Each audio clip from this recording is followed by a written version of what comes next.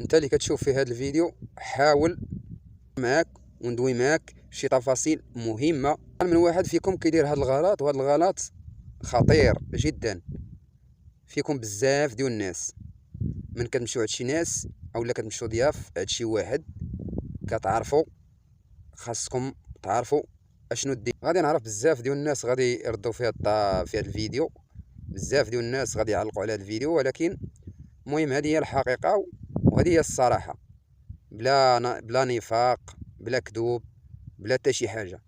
المهم الاخوان، الا مشيتوا عند شي ناس ضياف حاولوا تردوا البال من واحد النقطه.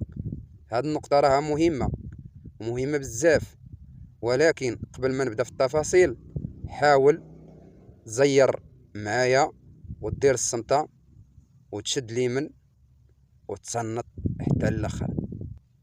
انت ولا انتي فاش كتمشيو عند شي واحد من الاصدقاء ديالك ولا من العائله ديالك ولا من الاقرباء ديالك وكتمشي عنده للدار ديالو،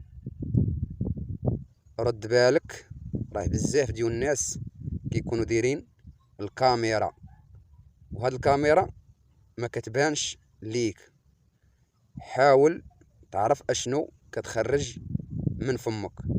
هذه نصيحه، حيتاش الناس ولاو كيتجسسوا على الضياف، على الضياف، كيخليها ليك في شي فاز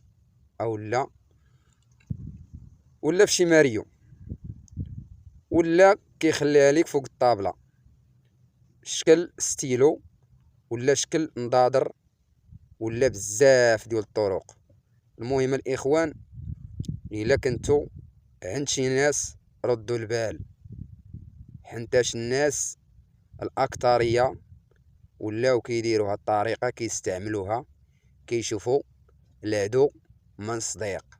المهم الاخوان، عارف بزاف غيجوني ديال التعاليق وغادي يقولوا لي انت غير كتكذب، ولكن هذه هي الصراحه. راه واحد السيد اتصل بيا انا شخصيا وقال لي خويا كلمه وحده راه دفع الثمن فيها غالي. لهذا الاخوان، هذه تجربه واقعيه حاولت نبارطاجيها معكم، ولكن من بعد هذا الفيديو عمرني باقي غادي نسجل لكم بحال هذه المعلومه، لان هذه معلومه مهمه وما تحاولوش تستغناو عليها. اما بالنسبه الناس اللي هما النيه ديالهم مزيانه، تا هما كنقول لهم ردوا البال. قلت لكم مهم شوفوا الناس اللي كتمشيو عندهم حاولوا تردوا البال من هذه القضيه اللي قلت لكم.